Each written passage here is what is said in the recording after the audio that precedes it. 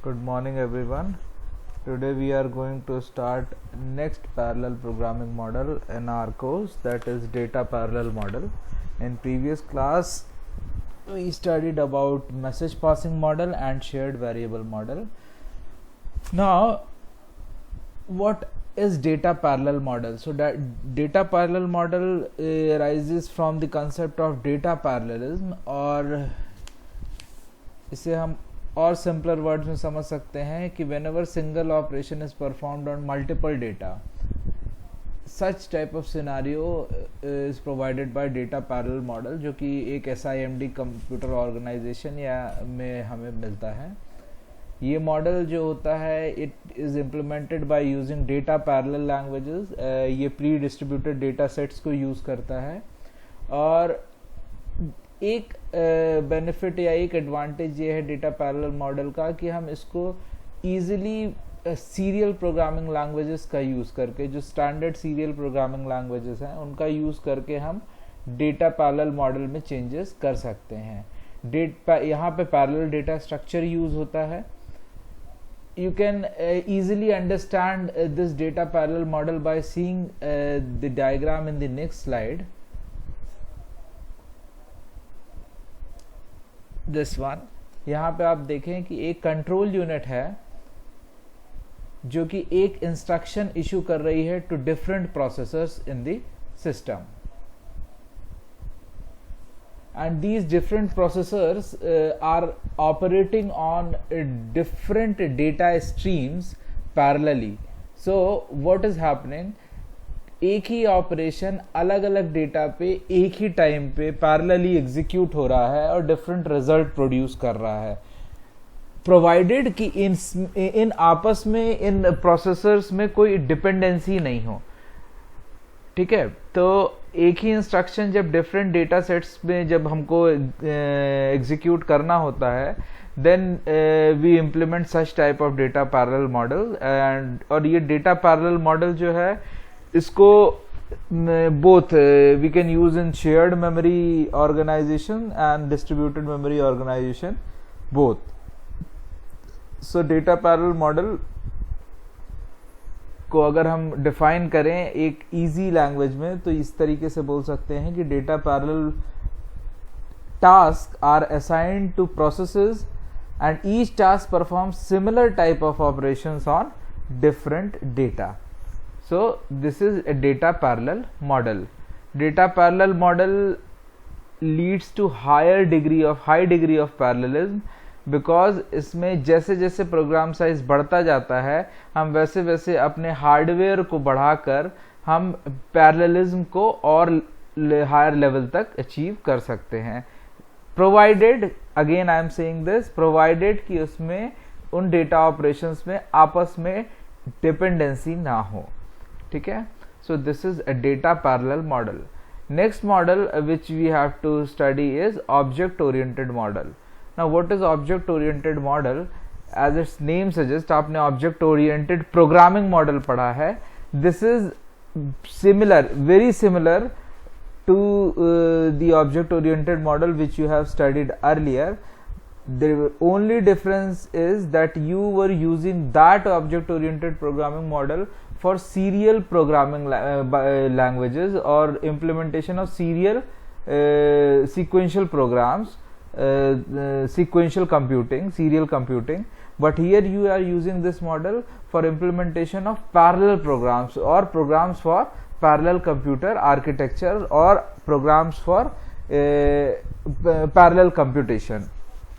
Difference कुछ नहीं है, सारे कंसेप्ट जो हम ऑब्जेक्ट ओरिएंटेड मॉडल्स में पढ़ते थे वो यहाँ इम्प्लीमेंट होंगे, वही इनकैप्सुलेशन होगा, वही ऑब्जेक्ट और क्लासेस का कंसेप्ट होगा, वही इनहेरिटेंस और वही पॉलीमॉर्फिज्म के फीचर्स होंगे, वही रीयूजेबिलिटी होगी, क्लास को रीयूज करने के फीचर्स होंगे.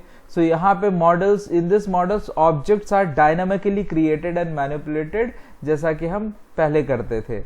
Processing is perform by sending and receiving messages among objects. So फिर से एक बात, डेटा जो है आपस में इंटरैक्ट नहीं करेगा and it will not be accessed directly, it will be accessed through objects bye sending and receiving messages. Concurrent object-oriented programming based on the features of object-oriented programming and provides an alternative model for concurrent computing on multiprocessors and multi-computer. एक example framework है इस type के model का concurrent object oriented programming का actor model. Actor model में बहुत deep में नहीं पढ़ना है. What is actor, actually actor क्या होता है और एक्टर के क्या प्रिमिटिव्स हैं, बस ये आप जान लें. So actors are nothing but self-contained, interactive and independent components of computing system that communicate by asynchronous message passing. एक तरीके से आप इसे समझ सकते हैं कि these are nothing but objects which we were using in sequential programming. जो ऑब्जेक्ट क्रिएट करते थे, जो इंडिपेंडेंट कंपोनेंट्स होते थे, बेसिक एंटिटी होते थे प्रोग्राम की, और वो आपस में कम्युनिकेट करते थे by using message passing concept और मैसेज पासिंग मैकेनिज्म. सो यहाँ पे हमने उसको एक्टर का नाम दिया है. Object and actors both are analogous. what are the basic primitives of actor or what it does? So create, send to and become are three primitives which actor follows. Create is actually a primitive by which actor is created from a behavior or set of parameters. एक object का create होना कि क्या उसके attributes हैं और क्या set of parameters है, क्या बिहेवियर है. सो create is a primitive by which an actor is created. Send to is used for sending messages to another object, you can say, or here in this case you can say it as actor. So sending messages between actors for sharing the data is done by send to primitive. And become is a primitive where actor is replacing its own behavior by new behavior. Here the same thing is of object oriented programming is implemented. जब आप class को reuse करते हैं और class का behaviour change हो जाता है. सो पॉलीमॉर्फिज्म का एक एग्जांपल है. So become is an primitive जहां पे एक्टर आपका रिप्लेस कर देता है अपने बिहेवियर को by set of new behaviour. So ये तीन प्रिमिटिव्स हैं एक्टर्स के. ये एक एग्जांपल है जो आप अपने आंसर में इसको एक्सप्लेन कर सकते हैं. बाकी ऑब्जेक्ट ओरिएंटेड मॉडल में वही सारे कंसेप्ट्स आपको डिफाइन करने पड़ेंगे ब्रीफली जो आप ऑब्जेक्ट ओरिएंटेड प्रोग्रामिंग मॉडल में पढ़ते हैं ऑलरेडी. वही inheritance, polymorphism, object and classes का concept. So the basic entity here is objects. Basically अलग अलग मॉडल्स में या अलग अलग फ्रेम्स में उसके नाम अलग हो गए. जैसे यहाँ COOP concurrent object oriented programming में हमने उसे एक्टर बोल दिया. There is actually no difference in the underlying concept. both the things are same. So this was about object oriented parallel programming model.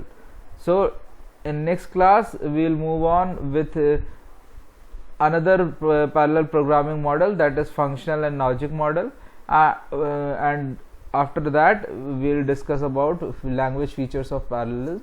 This unit is very small in comparison to other units of this subject.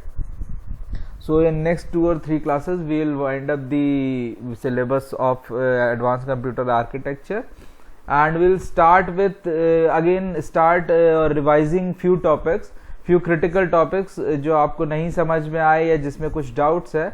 After winding up the syllabus we will start with that. Thank you so much. If you have any query you can directly ask it on WhatsApp messages or in the comment box. Thank you so much.